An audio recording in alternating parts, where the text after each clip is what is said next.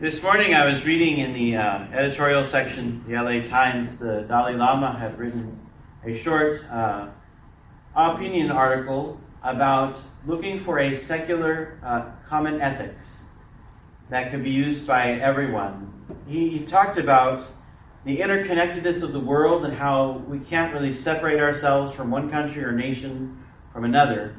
And so to find or to create a kind of a secular ethics that everyone, no matter what religion or even if you're atheist or anybody, could subscribe to and use in their own lives. Which is fine, and all those things make sense. And there are certain ways in which our tradition presents principles and values and virtues that anybody and presented in the proper way, anybody could really look upon. But one thing that got me is that he wrote that religions can be helpful, but we need something beyond religion. And I'm like, that's when I said, well, hello, Dolly, wait. Now, and the reason, well, a lot of reasons why, but one of the ones that I find that's so difficult is that any ethical system has to have some sort of principles as their foundation, principles that are more or less unchangeable. Because if you keep changing your foundational principles, your ethical standards change. It just kind of goes to this domino thing where it just becomes like this huge sea change. You're just always moving around like this. And in the context of the culture today, it's very difficult to be able to present a set of foundational principles that are unchanging. When people's ideas about truth and goodness are very changeable, oh, that's good for me and not good for you, or it's true for me and not true for you, oh, well, that's okay. Not really. You can't form a coherent system of ethics without something like that. And so I think that religion is not sort of like can be helpful. I think it is eminently helpful. And I know from our tradition, we have a set of principles and values that are unchanging because they come from God and they are revealed by God.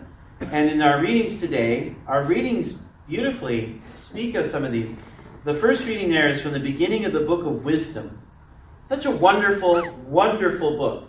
If you haven't had a chance to read the book of Wisdom, now's the time to pick it up. It's an excellent book.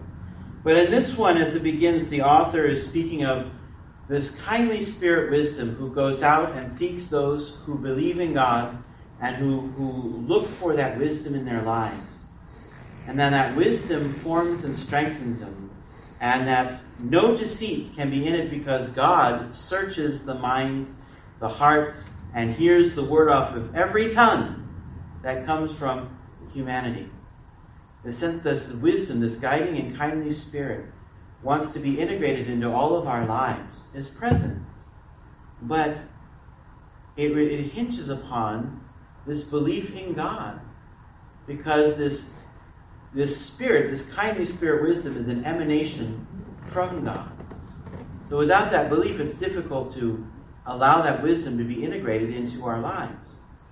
And then we have here a teaching about faith in the gospel as Jesus is talking about the reality of life here on earth. Sin happens, he says. But it's whether or not we are agents or causing people to sin, or whether or not we are helping people move away from sin, being able to forgive them. And I love this part here. I don't know if we are listening but when Jesus is saying, if someone sins against you, they say they're sorry, forgive them. Okay.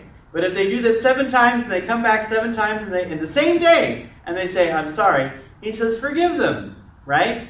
And I think perhaps some of us are thinking the same thing the disciples did. Oh, Lord, we need more faith for that. Right after they say, increase our faith.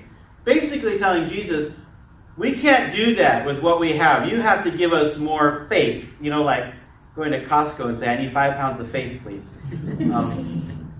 But Jesus is saying, it's not about amount. It's about practicing the faith. If this is what you believe, put it into practice. And is it going to be easy? No. But that's faith. Faith is relying on God to sustain us.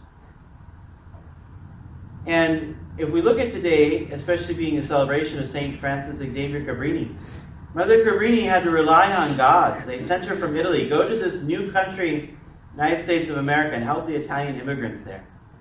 So she comes over here not knowing very much English at all, and starts to help and serve these communities. And that beautiful humility and service, especially of the stranger, and our morning, our collect prayer at Mass, to recognize Jesus in the stranger, to help those who are immigrants, to work towards the common good. Those are foundational principles that stem from our awareness of Jesus' mission. But they form sort of the kind of the core of our social justice and missionary outreach. But they could be principles that could be applied to any secular ethicist. And so, yes, I think religion isn't just something that can help. I think that our faith can play an eminent role in establishing a common good for which all peoples may work toward. But it requires us also, like Jesus, to have faith that when we go out on a limb, God will sustain the tree. When we go out and meet others and discuss what gives us strength, the foundational principles upon which we orient our lives, that those principles can be transmitted, can be shared with other people, no matter where they come from. And that perhaps in understanding these principles, they may ask, what is the source of these things? And we can point them to Christ. And so, sisters and brothers, this is not the age beyond religion. This is not the age post churches. This is an age in which we are being called right now to proclaim and live our faith in a way that opens people's eyes to the reality of God, whether or not we can accept the challenge and live it.